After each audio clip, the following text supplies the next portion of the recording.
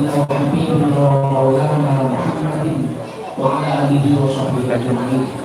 أما بعد قال تعالى في كتابه العزيز: أعوذ بالله من الشيطان الرجيم. بسم الله الرحمن الرحيم. وتعاونوا على البر والتقوى ولا تعاونوا على الإثم والعدوان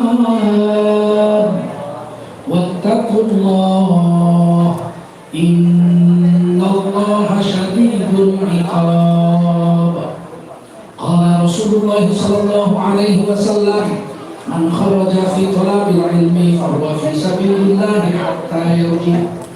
Begitu Rasul bersabda, siapa keluar untuk mendapatkan ilmu, orang itu adalah orang yang berjihad fi sabilillah sampai dia kembali ke rumahnya.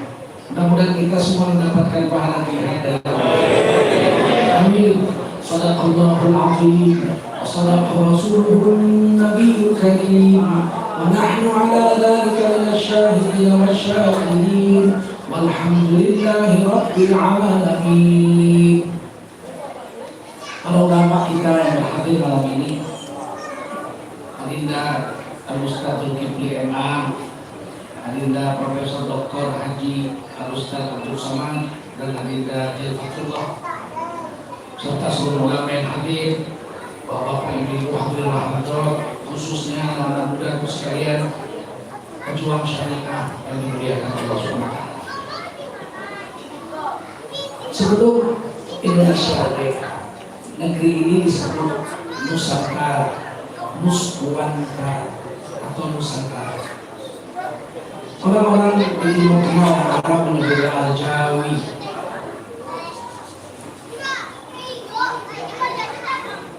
Para sahabat Nabi menyebutnya Sumatera. Dari Sumatera ini berubah dari Sumatera. Satu kumpulan sahabat Nabi ada di Bagus, tempat di tengah Sumatera Utara, namanya Syekh Mahmud. Kemungkinan besar anak Abdullah bin Mas'ud radhiyallahu anhu, sebab anak dia itu pergi dakwah ke Sumatera 27 tahun tak pernah wafat di sini. Wafatnya tahun 44 Hijriah di zaman Muawiyah bin Abi Sufyan radhiyallahu anhu. Kuburannya di atas bukit kecil, tapi kemudian air lautnya surut. Sekarang 850 hektar untuk mencapai kuburan di bukit yang tinggi, sampai sekarang masih ada dan dirawat. Di bawahnya ada kuburan kuno juga, wafat tahun 48 Hijriah, namanya Syekh Rukunuddin. Kemungkinan bukan orang Arab, bukan sahabat Nabi, sebab ini gelar Rukunuddin ini tiada agama. Mungkin orang asli di situ yang masuk Islam, tapi umurnya wafat tahun 48 Hijriah itu 102 tahun. Kalau diukur dengan ukuran usia Rasulullah, lebih tua Syekh Rukunuddin dari Rasulullah SAW.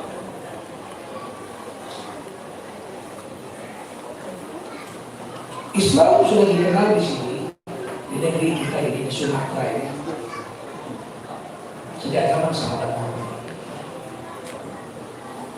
Orang-orang menyebutnya Swarnadwipa.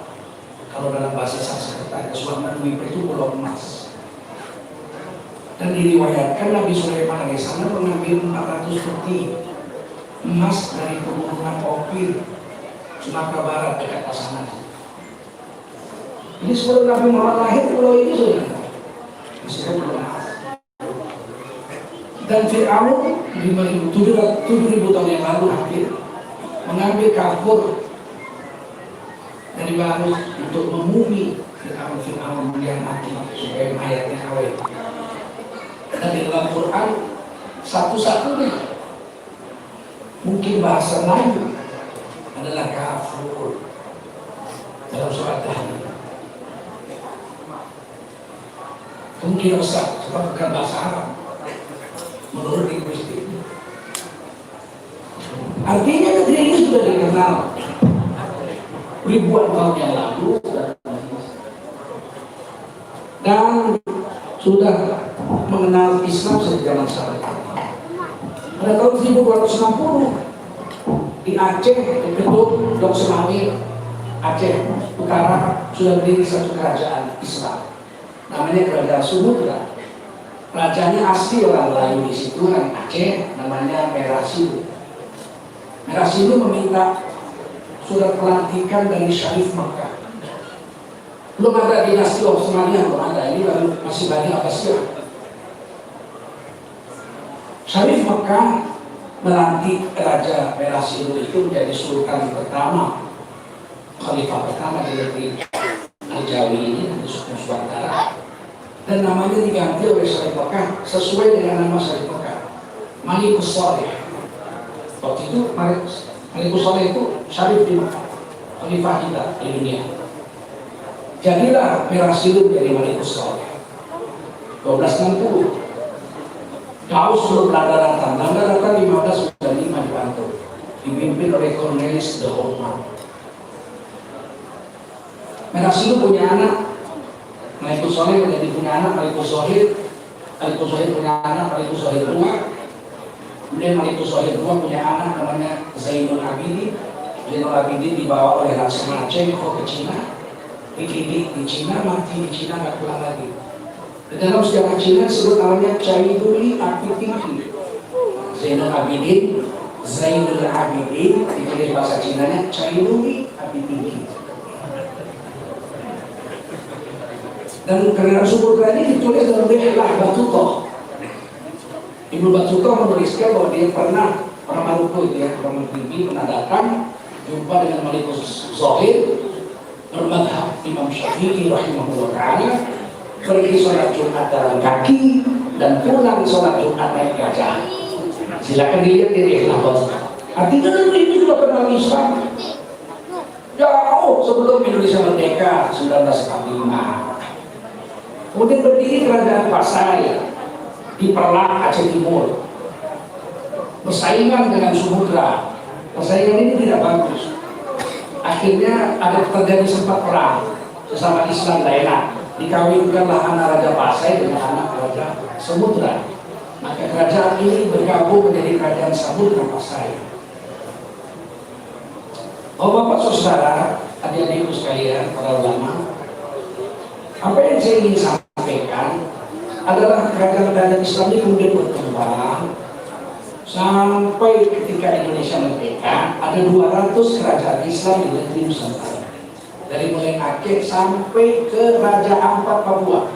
Raja Ampat Papua itu Islam dari sekarang, masih sultan-sultan sampai sekarang saya sudah jumpa Islam.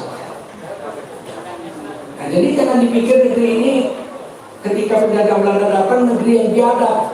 Negeri ini negeri yang bermartabat, negeri yang punya raja, punya rakyat, punya mufti, punya syariat. Kemudian beberapa ratus tahun yang lalu di Minangkabau dibuat perjanjian antara tokoh adat dengan tokoh ulama. Adat bersendiri, syarat bersendiri, kitabullah. Syarat mengatur, adat mengatur. Itu jauh sebelum ada Republik Indonesia. Republik Indonesia belum muncul apa-apa, belum ada, nggak ada itu, belum ada. Masih disebut negeri Nusantara, Al-Jawi. Dan sebelum Indonesia merdeka, ulama di Sumatera Barat ini masih kerabat kakek saya, Syekh Ahmad Khotib Minangkabau, itu jadi imam dan khotib di Masjidil Haram bersama Syekh Zainul Dahlan orang Arab. Mengajarkan ulama-ulama di Nusantara ini salah satunya adalah Muhammad Darwis dan Kiai Hasyim Asy'ari. Kiai Hasyim Asy'ari pulang mendirikan NU tahun 2006, 19 tapi Kiai Hasyim Dahlan ini, Muhammad Darwis ini ganti nama pula. Namanya Muhammad Darwis, pulang digantinya, diambilnya nama gurunya Ahmad Khotib, diambilnya Ahmadnya. Guru yang kedua saya di Dahlan, ini Imam dan Khotib Majnun, diambil Dahlannya. Muhammad Darwis sampai di Indonesia menjadi Kiai Haji Ahmad Dahlan, itu nama gurunya. Kemudian dia mendirikan Muhammadiyah tahun 1912, jauh sebelum NU 1926. Nah, Bapak saudara, ketika memperjuangkan Indonesia merdeka, ada banyak ormas Islam berdiri. 1901 Jamiatul Khairat di Tanah Abang, 1905 Syarikat Dagang Islam, 1912 Muhammadiyah, 1916 Matlabul Anwar di Jawa Barat di Lampung, 1923 Persis Persatuan Islam di Bandung, 1926 Al-Wasiyah di Sumatera Utara, 1926 juga NU di Jawa Timur, 1934 Al-Ittihadiyah. Di sini ada Persatuan Tarbiyah Islamiyah yang mendirikannya Indik Cangkuang Syekh Abbas, bapak daripada Sirajuddin Abbas, Fatih Abbas daripada Laweh, kemudian Syekh Sa'ad Mongka dan kakek guru saya Syekh Abdul Wahid Padang Japang Suliki Pekudu. Kemudian berdiri Persatuan Ulama seluruh Aceh, kemudian berdiri Al-Irsyad, kemudian berdiri Nahdlatul Wathon. Ini semua ormas-ormas Islam berdiri untuk memerdekakan Republik Indonesia. Dan berdirinya semua pakai rumah serban. Tidak ada yang pakai batik.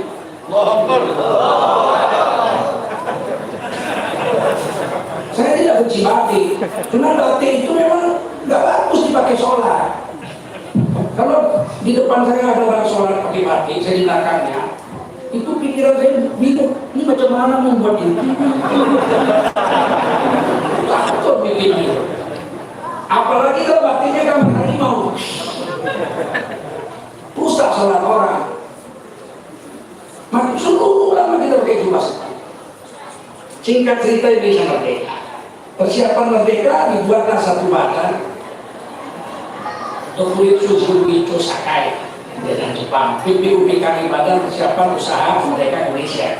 Ketuanya Dr. Rajiman. Ada sekitar 40-an orang anggotanya.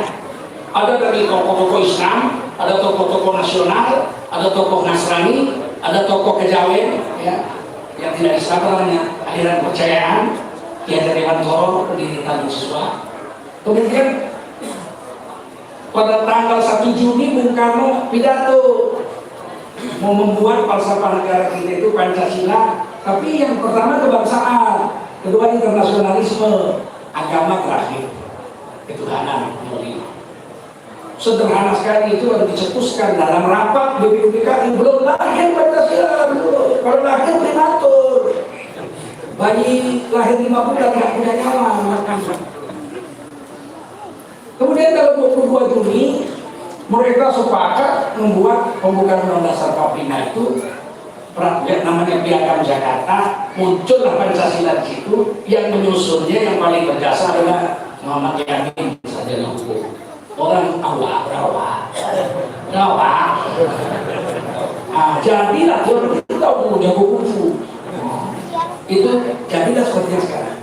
Tapi ketuhanan itu beda. Ketuhanan koma dengan kewajiban menjalankan syariat Islam bagi penduduk tubuhnya.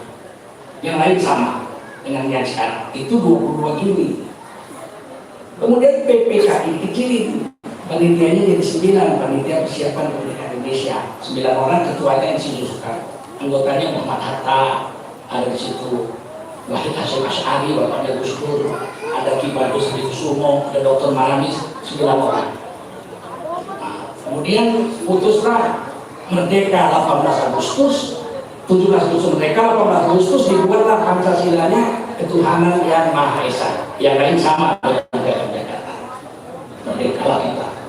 Waktu memperjuangkan kemerdekaan, orang-orang beserta juga tidak dibilang-bilang kader buruh. Nggak ada satu pun yang bilang kader. PKI itu yang bilang kader. Giliran merdeka kita beserta juga bilang kader. Siapa mereka ini? Maaf ya, BPUPKI 40-an orang, PPKI saudara, tidak ada satu pun utusan PKI yang duduk di sini. Tidak ada satupun utusan PKI yang ikut untuk merumuskan kemerdekaan Indonesia. PKI tidak setuju di Indonesia. Tahun 1948 ketika kita mau perang sama Belanda, agresi pertama, dia memberontak di Madiun, di bawah pimpinan Musa, dia memproklamasikan Republik Rusia Raya. Bukan Republik Indonesia PKI. Tahun 65 dia memberontak lagi. berafiliasi ke Cina, RRC. 48 afiliasinya ke Rusia. 65 ke Cina. Dilaranglah PKI sampai sekarang. Sekarang ini mulai hidup lagi. Mana PKI-nya? Mana berani nongol kita bacung lah lehernya ya. Tapi ciri-ciri dan baunya kelihatan. Anti dengan agama, suka dengan agama. Kalau dengan syariat, terbakar buku kumisnya. Ngeri juga. Tiba-tiba orang Minang dibilang pula, kami Majelis Ulama Indonesia menolak Pancasila yang lahir 1 Juni. Karena 1 Juni itu kebangsaan nomor 1, ketuhanan nomor 5. Yang kita terima adalah Pancasila yang lahir 18 Agustus 1940. Kan 1 Juni, ini penyelewengan sejarah. Tiba-tiba Pancasila mau diperas jadi Trisila. Ketuhanannya ketuhanan yang berkebudayaan. Mau deh? Itu baru mau dibuat undang-undangnya. HIP, haluan ideologi Pancasila. Baru mau dibuat. Untuk apa dibuat? Untuk menangkap ulama-ulama yang keberatan kalau dibuat ketuhanan berkebudayaan. Belum bisa ditangkap, belum ada undang-undang. Mereka sudah buat 6 tahun ini. Ketuhanan berkebudayaan itu sudah dibuatnya 6 tahun ini. Kita nggak mau, karena ketuhanan itu mesti berdasarkan syariat, Quran dan Sunnah. Karena ada ketuhanan pakai budaya. Ketuhanan itu wahyu, budaya pemikiran orang. Bagaimana bisa ketuhanan dengan wahyu dijadikan satu? Nggak bisa. Mereka buat 3 tahun yang lalu kurang lebih diadakan Isra dan Mi'raj di Istana Negara. Dipanggil pembaca Quran orang Medan, juara MTQ internasional. Bapaknya kawan saya. Diumumkan pembacaan ayat suci Al-Quran pada malam hari ini dibacakan oleh sepulang dosen Universitas Islam Negeri Yogyakarta dengan membawakan membacakan surah Al-Isra ayat 1 sampai sekian dan surah An-Najm ayat 1 sampai sekian dengan membawakan lambang lagu Nusantara. Apa ini? Baca Quran Nusantara. Tadi ada kus-kus banyak Nusantara itu. Di Nusantara yang indah, rumahku gini, kau harus tahu. Tak di Nusantara. Tiba-tiba kita pakai baju jas hitam. Mana ada Nusantara pakai jas? Gak ada orang Melayu, Minang, Turkano, ya dah. Dan Aceh, maka itu orang Jawa pakai belangkon, pakai basket, pakai sarung. Orang Papua pakai pateka. Orang Nusantara pakai jas. Ya ada. Tiba-tiba baca Qurannya rupanya lagu Jawa. Subhanalladzi asra bi 'abdihi lailan minal masjidil haram. Kalau aku ada itu cabut begitu. Menghina sekali dengan agama kita, betul nggak? Inna anzalnahu Qur'anan Arabiyyan la'allakum ta'qilun. Sesungguhnya kami turunkan Quran ini pakai bahasa Arab agar kau pakai akal bumi. Quran bahasa Arab kok lagunya lagu Jawa. Sudah kali orang Jawa asli, Wali Songo nggak mengajarkan baca Quran lagu Jawa di tanah Jawa kita. Sedangkan lagu Arab aja kalau Romano dipakai. Tola'al badru alaina. Waktu Nabi datang udah dinyanyiin 1442 tahun yang lalu. Gak boleh lagu Arab seperti itu dipakai baca Quran. Wadduha walaili idza saja. Gak boleh itu.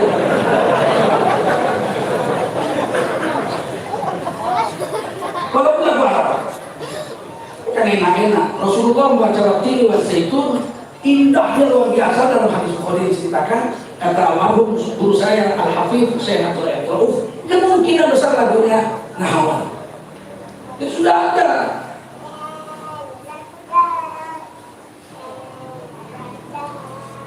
Tentu kita tolak, kita protes. Banyak ulama menolak. Ya ada tuh yang membela itu sialan itu. Ada dia, gak apa-apa. Lagu Jawa gak apa-apa. Aku kalau lihat-lihat orang begini, kepingin kali aku nyucuk bun-bunan itu.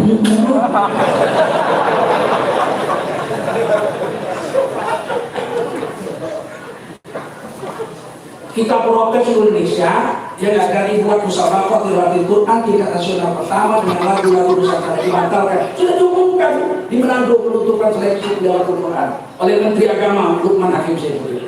Kalau Gelora sudah protes, nggak jadi. Tapi kita yang protes yang bisa ditangkap, nggak ada undang-undang. Ini mau dibikinkan rancangan undang-undang HIP. Siapa menolak ketuhanan berkebudayaan kalau itu dari menolak, ditangkap. Yang nolak ditangkap karena melanggar undang-undang. Paham deh? Maka MUI seluruh Indonesia menolak. Tanda tangan 34 provinsi. NU nolak, Muhammadiyah nolak, Al-Matla'ul Anwar nolak, semua nolak. Allah segala macam semua nolak. Karena ini bahaya ini. Sedangkan kebudayaan aja kalau nggak cocok dengan ragam budayanya ditolak orang. Nyanyi aja lah. Nyanyi Minang itu atau enak didengar. Kalau tengkok Minang, percaya? Aku contohkan.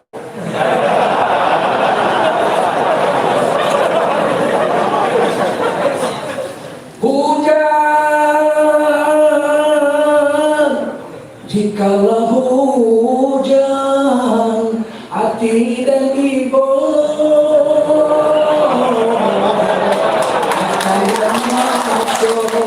di sana lamu masuk sapa yuang kita badu. Selagi seorang enak, betul? Karena lagu Minang pakai cara Minang, lengkok Minang. Coba lagu hujan pakai logat Batak, hujan. Orang lempar batu itu.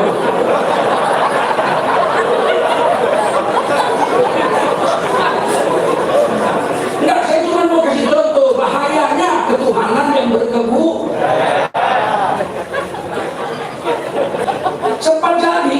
Cepat jadi nanti undang-undang itu. Tak terbayangkan saya datang kita sholat Jumat, imamnya pakai baju petro, sarung pakai baju sandal petro. Dibacanya lagu Jawa. Oh ya, ayyuhal kafirun. Protes ditangkap, yang protes ditangkap karena undang-undangnya adalah ketuhanan yang berkebudayaan. Paham kan itu? Setuju kan itu? Takbir.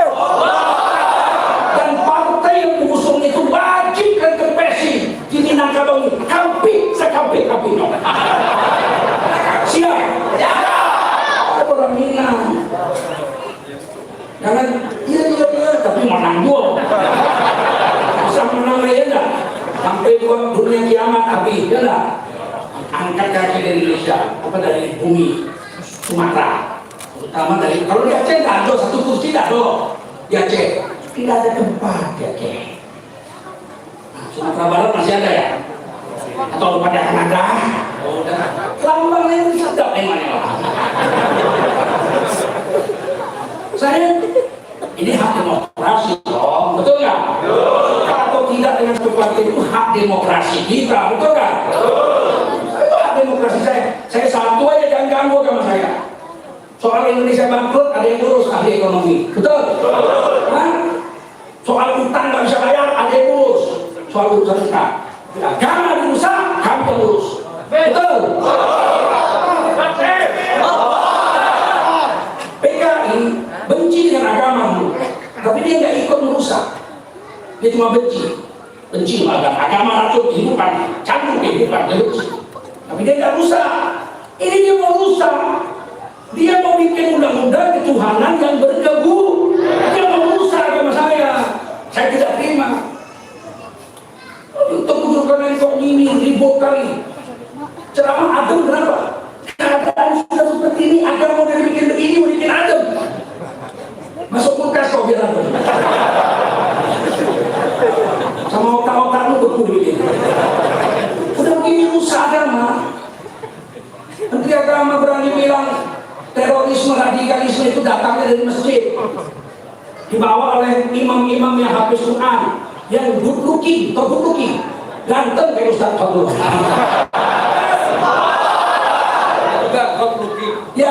Ya sekarang meluki. Aku ya, seluruh dunia, bangsa apapun mengakui kalau orang jahat itu pasti wajahnya tidak berbukit. Film India, banditnya kok takut. Betul nggak? Film koboi, bandit itu mesti nampak bandit. Tengi kan juga ya. Kalau berbukin kayak kami tidak mungkin jadi bandit. Tiba-tiba dibilang yang bawa radikalisme orang-orang penghafal Quran macam anak kita ini. Oh, kalau jumpa yang kepingin cabut ini semua. Mana bisa begitu dibiarkan? Betul? Kalau kita nggak bersatu, saya khawatir kami mati nanti. Cucu-cucu kami ini rusak, cucu-cucu kita tidak nggak kenal agama. Percayalah, ini kemauan mereka. Sebab 2024 mereka tidak mau lagi ada orang-orang Islam yang duduk memegang kekuasaan di negeri ini. Sekarang ada yang berani Minangkabau selama dipegang PKS 10 tahun hancur Minangkabau. Nggak ada kemajuan. Ya, bandingkan Minangkabau sama Jawa Tengah, mana lebih maju ya nggak? Jarang rumah di Minang Bengkok ini. Bikin ke Jawa Tengah Bengkok rumah juga. Ya aku udah jarang keliling dunia. Jangan tanya Pekanbaru lah, Pekanbaru nggak ada rumah gobok. Medan, rumah bagus banget, rumah batu. Nggak ada nasi 1000 di Sumatera. 1000 segigi tidak dapat. Kita nggak peduli pula dengan itu, tapi janganlah dianggap Islam itu membuat kerusakan. Paham? Jadi kalau dibilang semuanya harus Pancasila, sampai ketua BPIP berani mengatakan kalau mau jujur musuh terbesar Pancasila adalah agama. Dalam hal ini agama Islam. Berarti agama Islam dianggap musuh Pancasila. Kebaya itu. Sampai sekarang nggak minta maaf dan orangnya nggak dipecat. Anggota KPAI yang dia cuma ngomong kalau laki-laki dewasa sama perempuan dewasa berenang di kolam renang sama-sama bisa hadir, dipecat. Mengatakan Pancasila itu musuhnya adalah agama Islam, sampai sekarang dia dipecat. Hal masih digaji 70 juta sebulan. Minta maaf juga enggak. Coba kalau kita terima kata-kata dia itu, Pancasila dengan agama musuh, pilih mana? Pilih agama buat Pancasila, atau pilih Pancasila buat agama? Kedua-dua nggak bisa musuh. Padahal Pancasila itu diambil dari Al-Quran semuanya, dan yang menggarapnya adalah para ulama itu di situ. Jangan terulang 2 kali.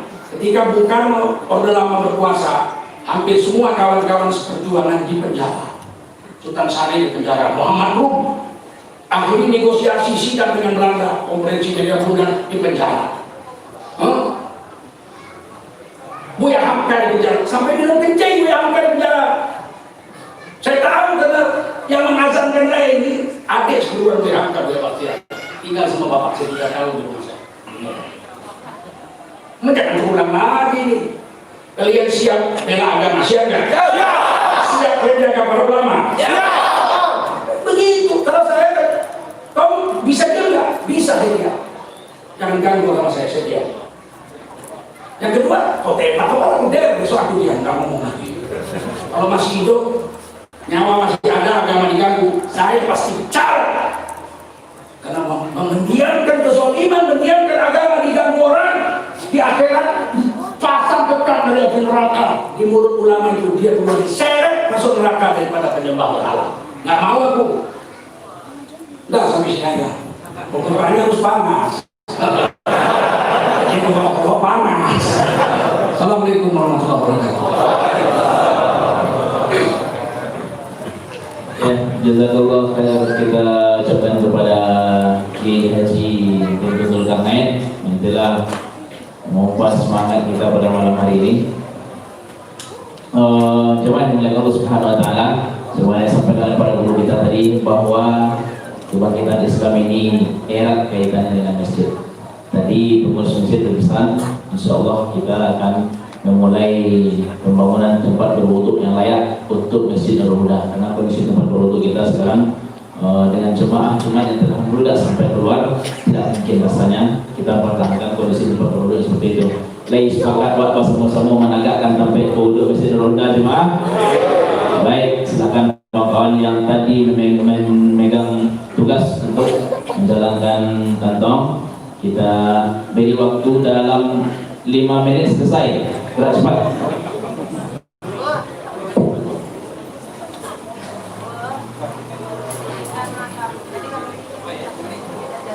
Ya, baik. Tidak apa-apa kita langsung semua. Kita langsung mulai. Kita biarkan dulu. Nampak kita. Ya, baik. Sambil kawan kita bergerak, kita dengarkan yang kita tunggu-tunggu pada malam hari ini, tausiah dan silaturahmi dari tuan guru kita, yang lainnya Al-Ustaz Haji Abdul Somad. Sebelum itu kita sematkan kembali malam hari ini dengan berikan takbir Allahu Akbar pada guru kita dari sana. Bismillahirrahmanirrahim. Assalamualaikum warahmatullahi wabarakatuh.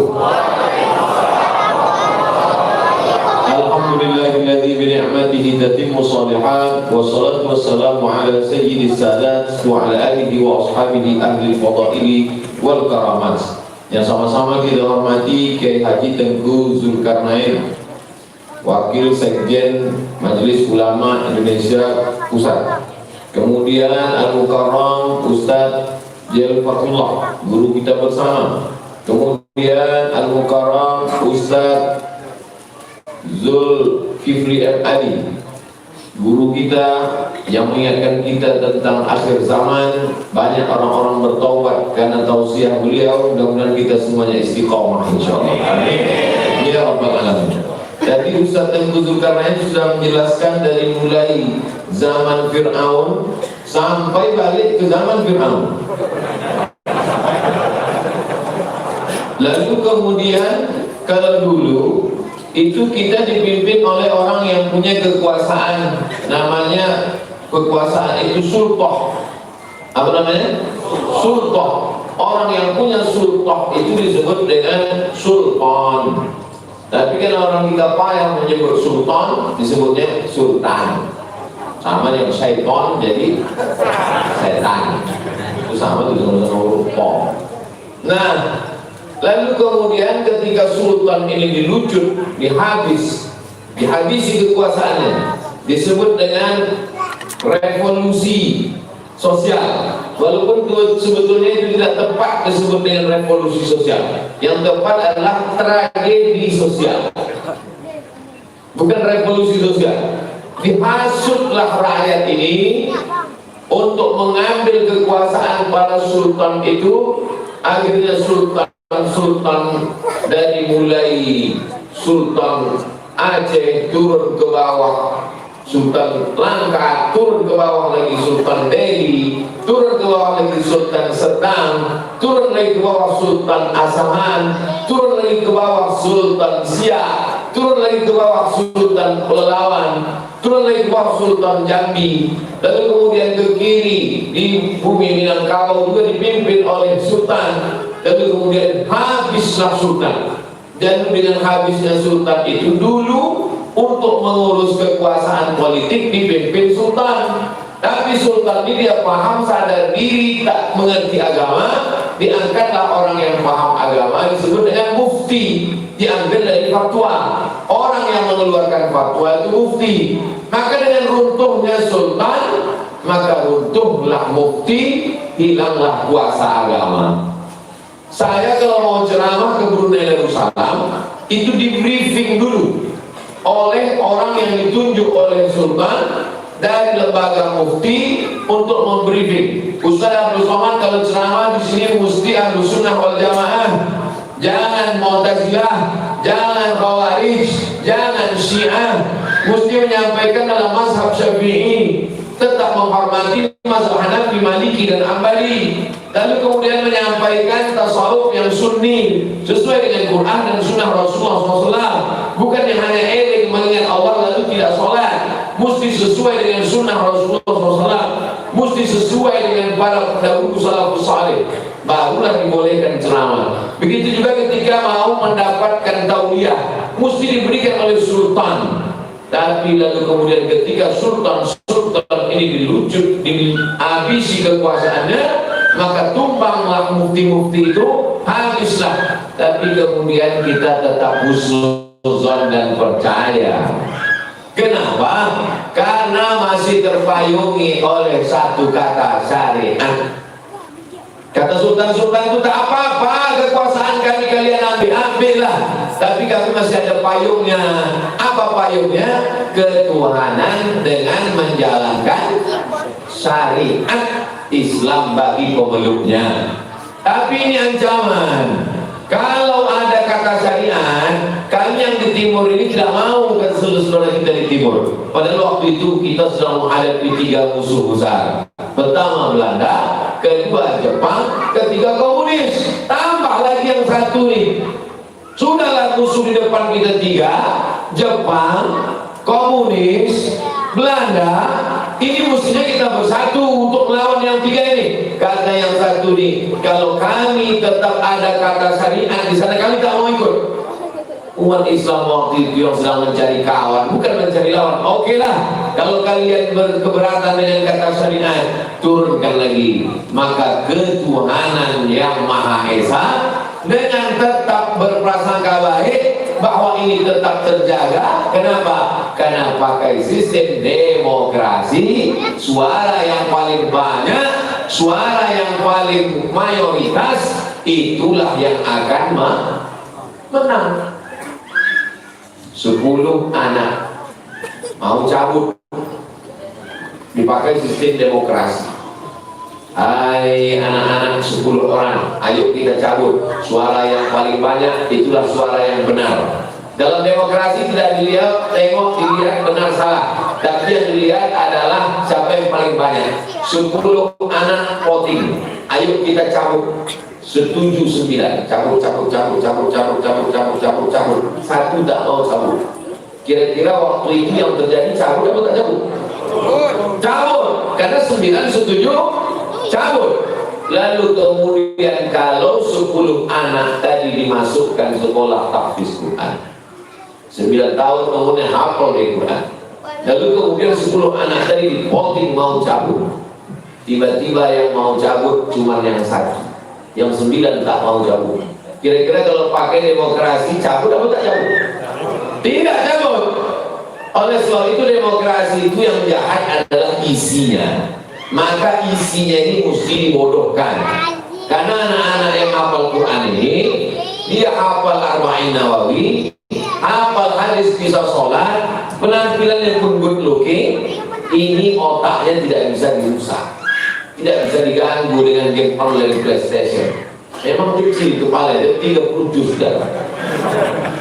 Ini mengkhawatirkan, ini akan merusak, ini akan mengganggu. Kenapa? Karena pasti dia tidak akan setuju dengan LGBT, betul? Pasti dia tidak akan setuju dengan pesta seks, dia tidak akan setuju dengan perempuan buka aurat, dia tidak akan setuju dengan diskotik, dia tidak akan setuju dengan jual khamar di pinggir jalan. Maka ini berbahaya, mesti dimusnahkan. Nyambung? Paham? Insya Allah kalau berakal paham. Tidak bakal minum ya kak. Jadi orang yang bingung itu, mengapalah orang berpenampilan bagus, ganteng, orang yang pakai pakaian bersih, suci, rajin sholat ke masjid, mengapa dicurigai? Mengapa dikatakan akan menjadi antek-antek, sarang-sarang, bibit-bibit teroris? Mengapa akan dikatakan radikal? Karena memang dia ke depan berbahaya untuk kehidupan perbuatan mungkar. Karena mereka pasti akan melihat kemungkaran itu, mereka akan berteriak, mereka akan berkatakan itu mungkar. Karena mereka sudah diajarkan ayat kuntum khaira ummah, kalian adalah umat yang terbaik, ta'muruna bil ma'ruf wa tanhauna 'anil munkar. Inti daripada sholat itu apa? Sholat itu bukan sekedar takbiratul ihram, duduk, bukan. inti daripada salat, inna salata tanha 'anil fahsya. Itu yang tak mau. Silakan ramaikan masjid, silakan ramaikan majlis zikir, tapi jangan ganggu orang bermungkar. Yang penting mereka tidak mengganggu kita, gak apa-apa mereka mabuk di sana. Assalamualaikum Pak Ustaz, Pak Kiai, Tuan Guru, ya, yo. Itu ada orang mabuk pacaran di sana, pesta seks LGBT, gak apa-apa. Yang penting tidak mengganggu masjid kita. Yang penting kita zikir, Abdul zikri fa'lam annahu la ilaha illallah. Sebulan kemudian datang laporan, Buya, ya, mereka sudah mulai mendekat, Buya. Udah apa-apa, yang penting mereka tak mengganggu masjid kita. Setahun, 2 tahun, 5 tahun, 10 tahun, Buya, masjid kita sudah dikepung, mereka mau ambil, barulah kita ribut. Terlambat. Oleh sebab itu, apa yang kita lakukan malam ini tadi, pembagian piala, penghargaan piagam juara tahfiz Quran, pembagian piala, piagam, penghargaan, ceramah, tausiah, khutbah. Inilah yang akan mengisi masjid kita 20-30 tahun yang akan datang. Allahu Akbar.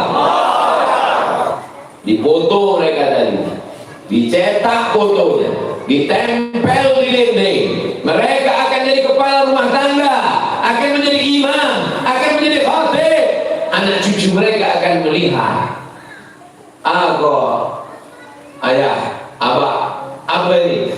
Ikulah gambar abah 30 tahunan lalu di Masjid apa?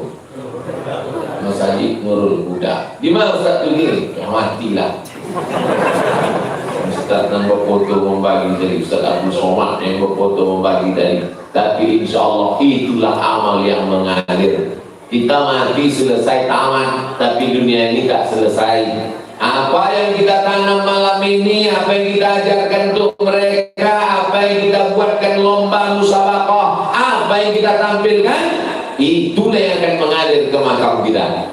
Maka yang kita terima hari ini adalah perjuangan dari Inyak Candong, perjuangan dari Syekh Sulaiman Ar-Rasuli, perjuangan dari Syekh Ibrahim Musa Parabe, perjuangan dari Kiai, perjuangan dari Inyak Jaho, perjuangan dari Buya Haji Abdul Malik Karim Amrullah, perjuangan dari Kiai Haji Sirajuddin Abbas, perjuangan mereka dululah. Maka kita sekarang ini masih bertauhidkan la ilaha illallah Muhammadur Rasulullah. Jadi kalau hari ini Abdul Somad ceramah di bumi Minangkabau, maka yang dihadapi kok bukan jamaah Ustaz Abdul Somad. Iko adalah jamaah inya-inya, jamaah ulama-ulama awak dan dulu berhasil, yang mereka tanam, mereka siram, mereka jaga, mereka pelihara, berbunga dia. Bunganya itulah yang sekarang hadir. Jamaah kita adalah 20-30 tahun akan datang. Oleh sebab itu keberhasilan bukan sekarang. Jangan mau dipuji disanjung-sanjung dulu, karena ini adalah jamaah buah dari yang ditanam mereka dulu. Bumi Minangkabau tidak hanya mengeluarkan makanan yang lezat, tidak hanya mengeluarkan kelapa, santan, rendang, cubada, kurang baralik, tapi juga mengeluarkan para alim ulama sampai hari ini. Jadi kenapa kami dikawal sebelah kanan Ustadz Zulkifli Ali, sebelah kiri Ustadz Jelfatullah, untuk menunjukkan bahwa Abdul Somad datang bukan petantang petenteng dari Pekanbaru, dari dia udah ikut nang dua kok udah Ambo datang ke Mesir. Ustadz Zulkifli Ali sudah pindah ke Libya tahun 96. 2 tahun ialah sampai di Libya, baru Abu Tipo 98 ke Mesir. Jadi jauh. Sebenarnya memanggil datuk Abu kalau secara keilmuan Abu Baswad dengan Ustadz Jel. Lalu kemudian sampailah Ambo di mama ceramah itu, mana Ambo menanya ke senior-senior dulu. Ke Aceh Ambo ceramah, Ambo tanya senior dulu. Di situ ada Tengku Fadil Rahmi, di 2 tahun senior Ambo. Baik ke Medan, Ambo tanya dulu Ustaz Tengku Zulkarnain yang tahu seluk beluk Medan. Ambo pergi ke Jambi, Ustaz Dahrizal Dahlan LC nyusul. Sebab sahibul dar a'lamu bidari, dan punya rumah, tuan rumah lebih tahu apa isi rumah. Apalagi kini banyak di situ jebakan-jebakan Batman. Kita hati-hati awak karena ya. Jadi aku tanya dulu, Dajjal, itu panggilan di handphone kalau depan jamaah Ustaz. Ustaz Tilbatullah aman, lalu mau masuk. Jadi bukan namanya soal kotamu yang potong-potong datang. Begitu juga tanya dengan Ustaz Tengku Zulkarnain, dengan Ustaz Zulkifli Ali. Mudah-mudahan silaturahim malam Iko membuat bumi Minangkabau bukan dengan kehadiran kami menjadi lebih baik, tapi kita berharap tetaplah menjadi baldatun thayyibatun maupun itulah nanda ambo sampaikan. Mudah-mudahan bermanfaat buat awak bersama. Tapi yang terpenting adalah bagaimana demokrasi itu diisi oleh orang-orang baik. Kalau orang baik mengisi demokrasi, demokrasi menjadi baik. Tapi kalau demokrasi diisi oleh orang tidak baik, maka dia pun menjadi tidak baik. Itu kesimpulannya. Terima kasih. Wassalamualaikum warahmatullahi wabarakatuh. Ustaz, ini kita mau menyampaikan aspirasi mungkin sebagian dari saudara-saudara kita, anak-anak dari KBRI. Hari ini para pemudi kita, pemudi kita Ustaz, telah menjadikan masjid ini menjadi posko utama untuk seluruh kegiatan. Tapi kondisinya masih seperti ini Ustaz. Saya yakin kantong yang tadi berjalan itu belum terisi Ustaz. Gimana kira supaya memenuhkan kantong ini Ustaz? Kalau di dalam dompet itu ada 1 juta, amin. Amin kan tidak yakin banget. Kalau di dalam dompet itu isinya ada 1 juta. Kemudian waktu lalu plastik kresek tadi awal isi 100.000. Ulang sekali lagi, memang cerita PT kadang banyak orang lupa. Kalau dalam dompet awal ada 1 juta. Lah, jalan. Lalu kresek tadi awak masukkan 100.000. Pulang ke rumah, lalu besok pagi indak jago lalu mati. Dan awak bawa mati nan 100.000 atau nan 900 yang tinggal di dompet itu. Nan 900 itu apa ya? Habis. Nah, ini yang aku tanya. Kalau awak mati ini yang membawa 100, apa 900? Kalau serius sudah lah. Ambo tidak memaksa. Cuma ambo sedang memberitahu bahwa apa yang awak masukkan ke kresek tadi itu yang awak bawa. Apa yang awak balikan ke tanah, balik ke rumah, simpan di bank. Apalagi kini bank sedang susah. Kini menarik PT cash mesti telepon dulu. Tak ada PT. Habis tak kamu apa ini? Kini orang kalau dimakai apa di bank, yakin ada PT. Tak yakin kan? Nan pasti itu yang masuk cash. Utara dia 7 kali masuk tahun. Itulah menolong di hadapan Allah Subhanahu wa taala. Maka tafa'afnaita yang kau makan busuk, wa ma labista fa'afnaita yang kau pakai lapuk, wa ma tasaddaqna yang kau isikan ke kresek ini, fa'amdaita. Kawak lo.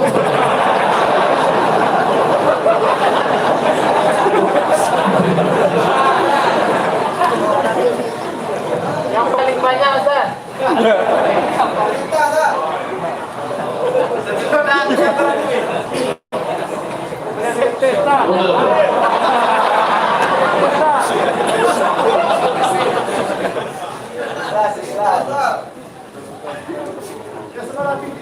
Semuanya Ustaz. Ongkos pulang besok.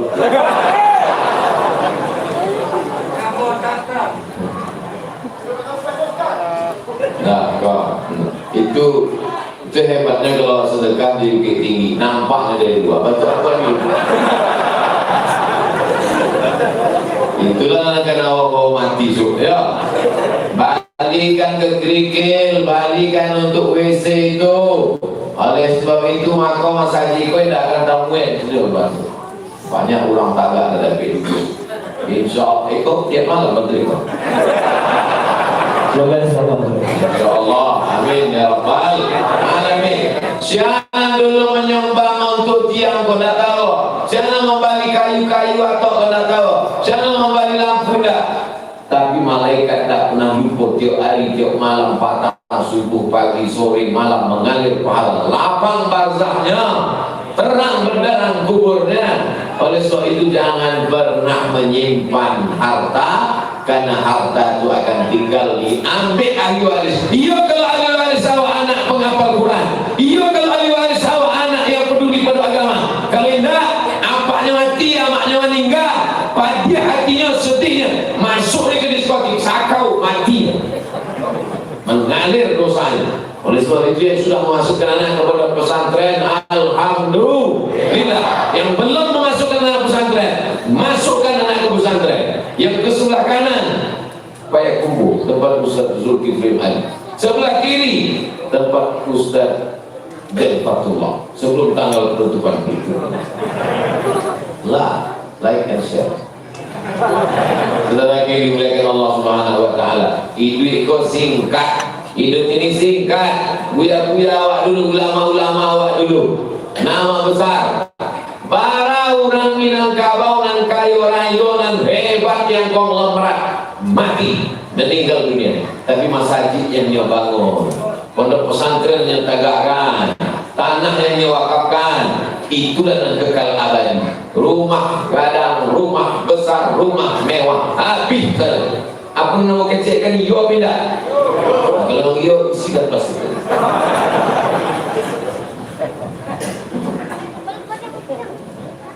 Ya, kita ucapkan kepada Sa'amul Somad yang telah memberikan tujuan yang melebar di hadapan kita bersama, juga telah memotivasi kita bersama agar cita-cita kita mewakili solidaritas anak negara Gabrik, bahwa masjid ini memiliki tempat berwudu yang representatif, bisa terwujud secepatnya insyaallah. Jamaah yang dimuliakan Allah Subhanahu wa taala,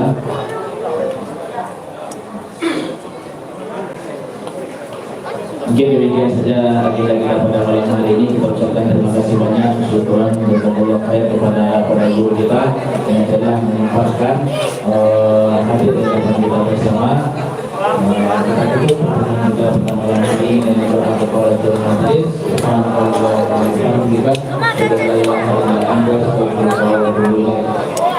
Mohon kepada jemaah para ikhwan